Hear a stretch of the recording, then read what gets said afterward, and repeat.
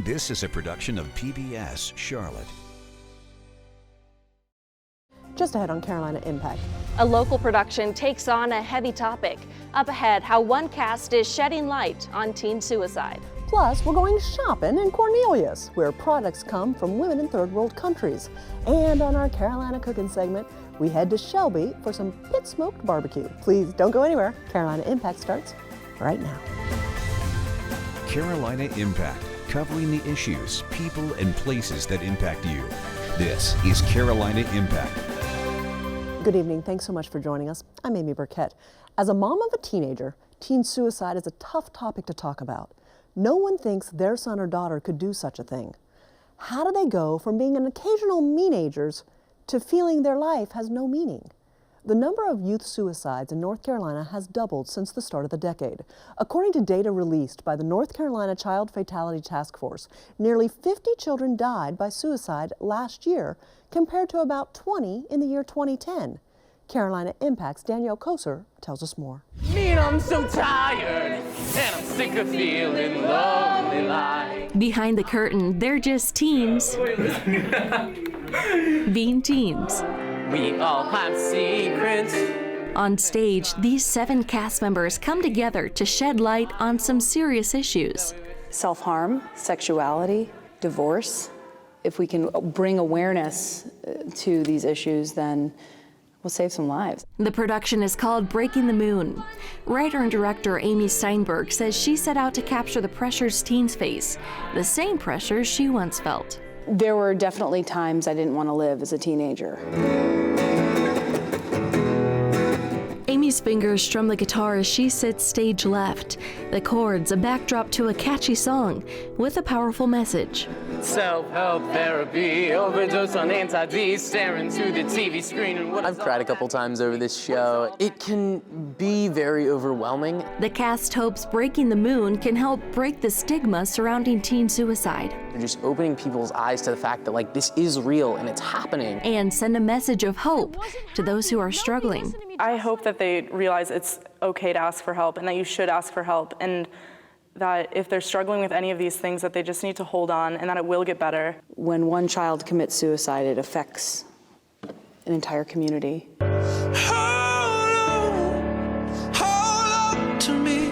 Gone, but not forgotten.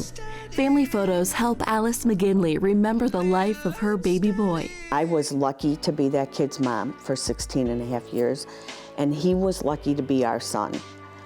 And if that's all that I was gonna get, you know what? I wouldn't have changed one thing, even knowing the outcome. I would not have changed one day with my son. Alice never got the chance to tell her son that his tomorrow may have been a little brighter.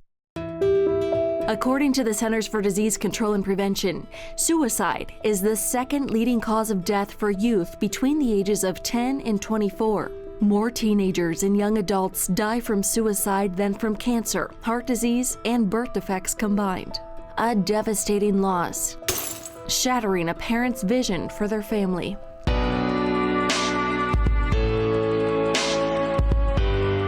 The McGinley family moved to Charlotte during Danny's freshman year, and he seemed to be adjusting well.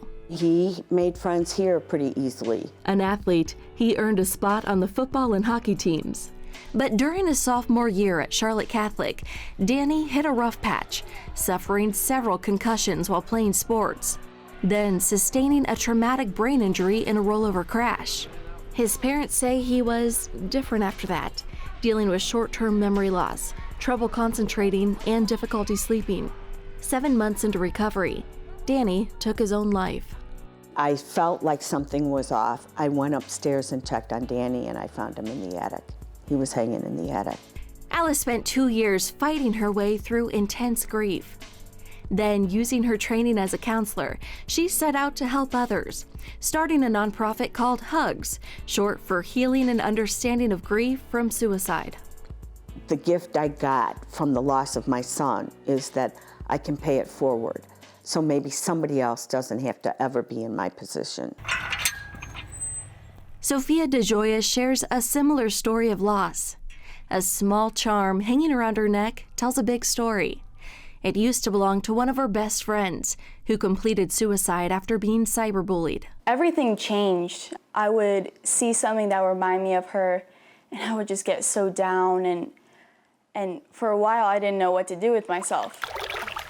Shortly after, Sophia joined Davidson Lifeline, a nonprofit focusing on suicide prevention and mental health awareness. It allowed me to help people that were going through the same situation that I was. The group formed in 2014, just 2 years after Davidson experienced 5 suicides and 12 attempted suicides, 5 times the national average. 2 of those who completed suicide were high school students. Now, Sophia volunteers as a student representative for the group, working to turn something painful into something positive. And because of this experience, it's helped me become more aware of what's going on and try to prevent things like this from happening again. Whatever's hiding shows up on the outside. A little song and dance with a serious message. These teens hope the production helps prevent more young lives cut short by suicide. I admit it, I wanted to die. For Carolina Impact, I'm Danielle Koser reporting. Thanks so much, Danielle. Joining me now is Sal Carrico with Mental Health America of Central Carolinas. Sal, let's talk a little bit more about teen suicide.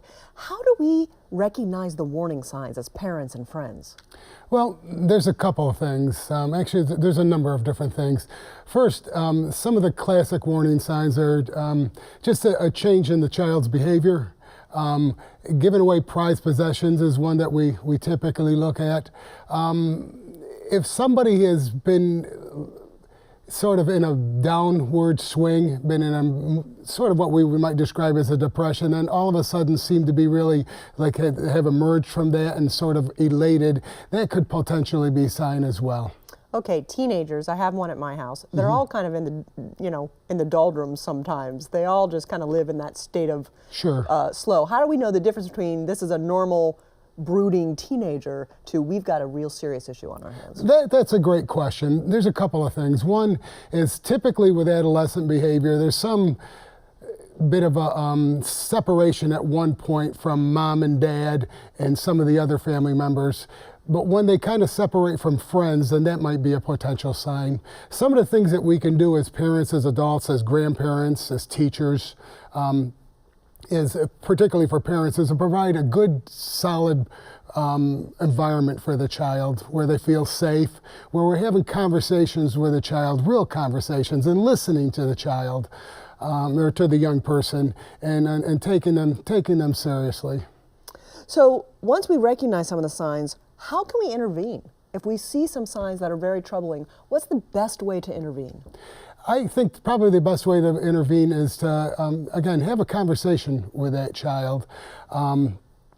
Ask questions and be prepared to hear whatever it is that child wants to hear without judging anything that they're saying. Take them seriously. Do a lot of listening. We talk about I statements, so if you're my 14-year-old daughter, I'm going to say, I'm concerned about you. I've noticed some things in your behavior that's given me some concern. Tell me what's going on in your life. And then to do a lot of listening. And again, non-judgmental listening. Let the young person say whatever it is that they need to say. And then, remind them that, thoughts of suicide are relatively common, but we don't need to act on them. The other thing to remind the child or the young person, the child, is there's help for folks. There is some hope. So you want to get some reassurance. We've all heard the phrase CPR, and we know that can help someone having a heart attack. But you have 3 letters, QPR. What does that do for children, teenagers? QPR actually is an evidence-based best practice, came out of Spokane, Washington. And QPR stands for Question, Persuade, Refer. And it does similar to CPR. It allows us to address a situation in a real concise, clear way. And it reminds us to ask the questions and be direct about that question. Are you having thoughts of suicide? Now, you're not going to come out of the box and say that. You kind of set that up as you're kind of peeling an onion sort of thing.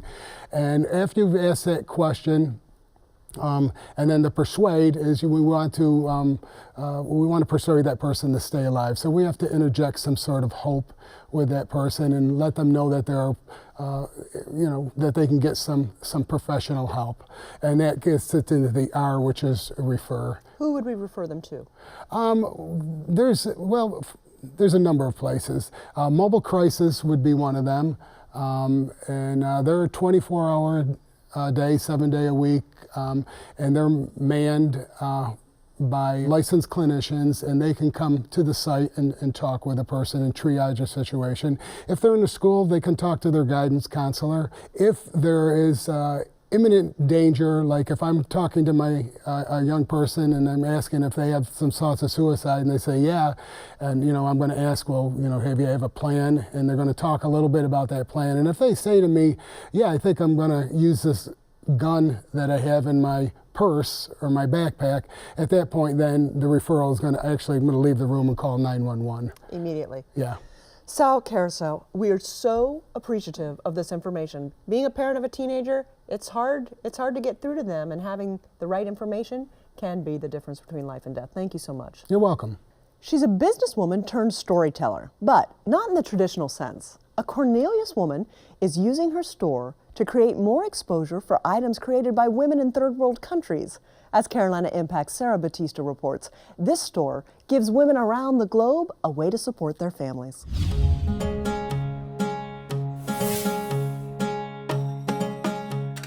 Sparkling jewelry, beaded trinkets, and hand-woven quilts. All imported items uniquely handcrafted by artisans in another country. So share with me a little bit about some of the products that we're seeing and where they're from. Okay, well this beauty is the 10 Strands of Hope.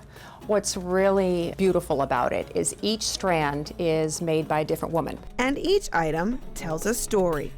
We share the story to the customer of when you buy a bag, how you're affecting a woman who used to prostitute, and how now she can take care of her family. The idea to help organizations from around the world sell their items came about 8 years ago when Marisa Selman realized missionaries needed business support. At first, she sold the items at her church where she worked. It wasn't a smooth start. So we got 3 suitcases of product from Nairobi, Kenya. Got it shipped to us. We set up, and it was rather embarrassing. It was like 3 tables and Katenge fabric all over it, and it looked like Africa threw up on a table. But 9 hours and $2,000 later, all the items were sold. The women in Kenya who made the products were thrilled. That's when Marisa knew she was onto something. What it meant was, with all of these sales, they were able to reach more women and empower them with employment. So they're no longer prostituting and they're no longer begging. They're no different than we are. What they want to do is take care of their families. About 4 years ago, Marisa moved the operation out of the church due to demand and opened The Marketplace, a nonprofit store where she sells thousands of delicately made items from countries including Haiti, India, and Africa. For Marisa, the best part of traveling to other countries for new store products is meeting the people who make them. They will bring you in their home and they will sit with you and they will share everything with you. They pull out their pictures and they want to see your family, and we share pictures, and that's really the connection behind it. And they want me to tell customers, thank you for buying the product, because it truly, people think, oh, I'm only buying a necklace. No, what you're doing is you're giving someone the opportunity. So you know all of the women in this picture, and who are they? This is Ruxana, this is Afsana, this is Kushnama and Shabnam. That's their mom and sister. And so these are the ladies who work in the shop on a daily basis. Yes. Among the organizations that sell through the marketplace is Ashabel, a nonprofit based in New Delhi that works with women living in the slums of India. Most of the women have never worked outside of their homes. Shabana Vetravel runs the organization overseas. Quite a few of them have not even been to school and haven't been literate. So Ashabel provides them an opportunity to use their skills that they have, and trains them with skills so that they can use it to provide for their families, earn an income, have a safe space to work. Shobana recently traveled from India to see the shop for the first time. What is it like to see their items here in the States? I wish they could see it. But yeah, it's amazing to see the final product and how a customer would walk in and see it. and it looks beautiful. She says the women are trained to design the jewelry and typically pick up the craft easily. Through social media, she connected with Marisa and the marketplace and says the collaboration has been a success. It just began as online sales, and I think online sales are some of the hardest things to do without a shop. And this way you are able to be in a shop without actually running it, and which is very helpful.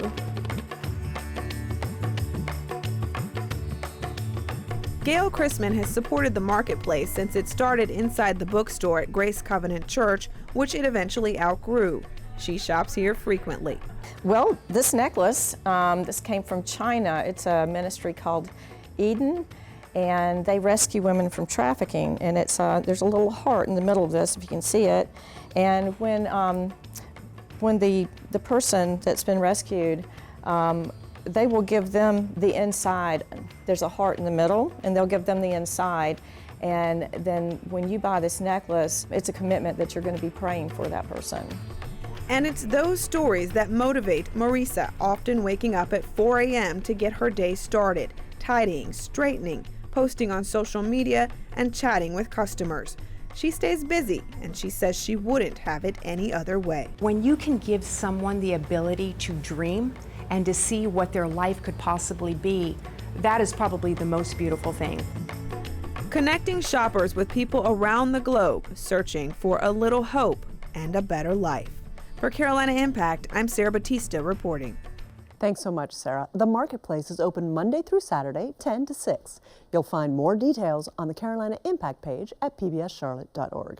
Well, when you think of barbecue, what comes to mind? Other than the word yum. Well, for some, it's pulled pork. For others, it's ribs, brisket, or maybe even chicken. And what about the sauce? There's tomato-based sauces, vinegar-based sauces, and of course those dry rubs. Well, on this week's Carolina Cooking segment, Jason Terzas heads to Shelby to the famous Red Bridges Barbecue Lodge, where for more than 70 years, they've been doing barbecue just one way, pit smoked. From the side of the road, it may not look like much. I've been coming here as long as I can remember. My kids grew up 1, 2, 3, 4 right here. But it's been here seemingly forever. To be here 70 years is a miracle. It's not broke, don't fix it. Some people have been coming in their entire lives. Since 1946. We eat here every Sunday. We come in here way more than we probably should. Red Bridges Barbecue Lodge, right off Highway 74, just outside of Shelby. You can't beat it, not as far as I'm concerned. They say it's the best barbecue in the Carolinas. Just might be the best in the nation. This is the way barbecue should be prepared. It began in the early 1940s. Red Bridges worked as a cook in the Army. He enjoyed it, so when he got out, he decided to open up a restaurant with his wife, Lytle. My grandmother was working in the mill. My grandmother quit the mill and said, we're going to open a barbecue place, and the manager said, you'll never make it selling barbecue, and now the barbecue's still here and all the mills are shut down. Red learned the fine art of pit cooking barbecue from legendary Carolina barbecue man Warner Stamey. Originally called a Deadman's, the restaurant opened in 1946. 3 years later, it was renamed Red Bridges Barbecue Lodge, and in 1953 moved to its current location off Highway 74. Red died in 1966, leaving the business to Lytle, known to everyone as Mama B. Mom, this was her baby. Mama B focused on consistency and quality. 12-hour workdays were her norm. She worked so hard, and that's what made it happen, because she wanted to make sure she succeeded. And my mother seen that in her, and that's what she did. And now me and my brother see it in my mom, and that's what we're doing. She was the first one in the door, and she was the last one out the door. And she was 80 years old when she retired. Mama B passed in 2008, but the restaurant remains in the family. Daughter Debbie Bridges Webb and grandchildren Natalie and Chase run it now. I started cooking meat when I was about 14 years old. And I started waitressing when I was 15 years old, and I've been here ever since. One day soon, the fourth generation will come on board with Natalie's sons, 4-year-old Jackson and 10-year-old Parker. And he'll tell you, he said, this is my business too. So what is it about Bridges Barbecue that's allowed it to thrive for 7 decades? The same thing we do today is the same thing we did 70 years ago. Nothing changed. The huge stack of oak and hickory wood out back is where a serving of Bridges Barbecue begins. Greg Young is Bridges' pitmaster. Each night he fills the furnace with wood, then loads the pork shoulders onto the grates, skin side up. They smoke about 35 pork shoulders on weeknights, 60 on weekends. And we don't put any additive on it. We put it straight on there, no spices, no salt, no sauce, anything. Next, a cardboard covering. This helps circulate the smoke and holds in that smoky flavor barbecue fans love. Then it's time to chop up the coals and spread them underneath. It's done every 10 minutes for the first hour, every 15 minutes after that. In that room, it's probably 140 degrees, 150 degrees. I mean, it gets very, very hot. The meat cooks for 3 to 4 hours, then cooled an hour or so before being flipped and smoked another 3 to 4 hours. After that, I let them cool for 2 hours, and then I put them in the cookers, the little slow cookers. And that maintains the heat. The whole process takes about 12 hours, going all through the night. And from there, he gets them off the slow cookers all day long. But by then, the bone's sticking out about that far, and you can take that bone and just pull it with 2 little fingers out of there. When the restaurant opens at 11, the shoulders are chopped, served to customers all day long. If you get the bark part of this barbecue here, the brown part, that's where the flavor's at. That's what you want. In 2016, Bridges won a who's who of barbecue spots in a nationwide competition on Thrillist, a popular food, drink, and travel website. More than 80,000 votes were cast. I'm in the trucking business, and I've been all over the United States, and I've eaten barbecue all over the United States. And every time we eat barbecue somewhere else, we always say, it's just not Bridges. Like the meat, the barbecue sauce has been exactly the same since Red Bridges created the recipe. It starts with tomato ketchup, then comes the vinegar. Toss in some sugar and lemon and stir it all up and simmer. It's just a ketchup vinegar-based sauce. I mean, it's not a sweet, it's not hot, it's just a little tart sauce. Everybody loves it. I don't know, he come up with it back in the 40s, and we hadn't changed a thing. So if it's this good, why aren't more places pit cooking barbecue this way? Cost is one reason. Sure, if I wanted to come in here and put my shoulders on a cooker and set a timer and come back in the next morning and then be ready to go. No wood cost. Playing with fire is another. It's so dangerous. I mean, all that grease builds up in the ashes on the bottom where you're spreading the coals. Say on a regular night, you're gonna have 2 or 3 spark-ups, little fires. I can walk in a barbecue restaurant and I can tell you whether it's pit cooked or if it's cooked on a cooker from the smell. Red Bridges Barbecue Lodge is all about family, from 3 generations of owners to longtime employees and customers who keep coming back. For Carolina Impact, I'm Jason Terzis reporting. Thanks so much, Jason. If we've made you hungry and you're ready to race off and get some, well, remember this. Red Bridges is closed on Mondays and Tuesdays. Well, next up, most of us will never know what impact the time we spend with a child will have on their future. There's an old Chinese proverb that says, a child's life is like a piece of paper on which every person leaves a mark. When he was 4 years old, Albert Hall remembers learning about woodworking from a retired carpenter in his neighborhood. As producer Russ Hunsinger shows us, what began as a childhood hobby grew into a lifelong passion. My favorite style of all furniture types is shaker style.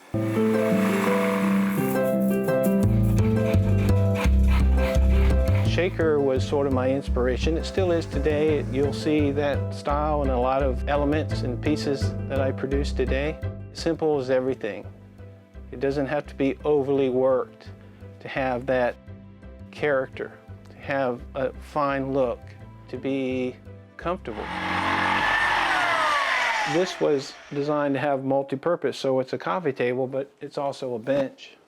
Use it as a coffee table, or when you have your guests over and you're having a party, your guests can sit on your coffee table.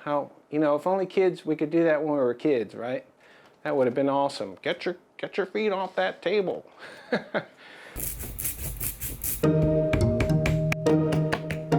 Most of my work is commission work, and I want to do the work. I want to make it and be involved in the whole process. The people that are interested, for whatever reason, they have a connection to it. They create that connection by being a part of it, by meeting the artist, by buying the artist's work. I think it all comes down to that connection with the artist. Like, they can tie that piece to someone who made it. The people who are buying one-of-a-kind pieces are the ones that want that connection to the past of that piece. It's a very long process. It takes quite a few hours. I'm just a little nervous when I bring a piece to a customer, whether they're going to like it or not like it. It's very rewarding to me. When you bring a piece in and they see it for the first time and you see that smile on their face, You see the excitement. It's very rewarding. This is an element in a lot of my pieces, is these little burn marks.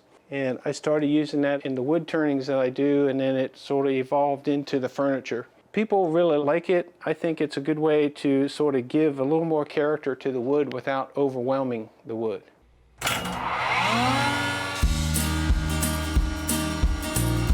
I don't know if I consider myself an artist. I create things. I usually refer to myself as a furniture maker. I think artist is too big of a title. It's too complicated. I'm very detail-oriented and focused, and I'm perfectionist in a way. I've learned over the years that being too perfect gets in the way, so you have to find that balance. But to me, the connection there while I'm making a piece is doing the best I can do to create the piece that I'm trying to create. I really like coming down here and being by myself. It's like I'm not by myself, I'm with the pieces that I'm creating. So I like that. I like the connection to the piece. To me, it's the ultimate compliment when someone buys your work. It's very rewarding to know that they want to buy that piece and they're willing to spend the money to buy that special piece that you made for them. People that buy my work usually keep in touch with me, and at some point I always find myself asking, how are my babies? So everything I make are sort of my babies, right? I created all that stuff, and it just, to me, that's what motivates me down here. That's what makes me want to be down here and create things.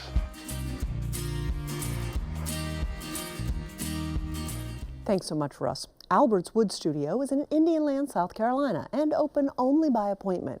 You can find a link to his website, along with this story, on the Carolina Impact page at pbscharlotte.org. Well, if you haven't done it already, please friend us on Facebook.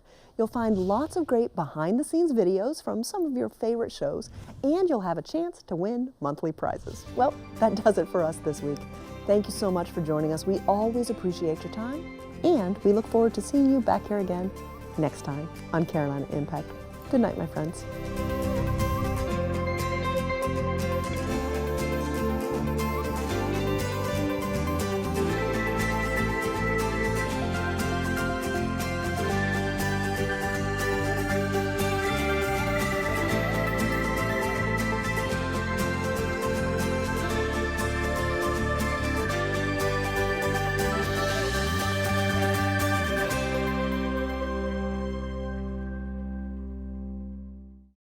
Production of PBS Charlotte.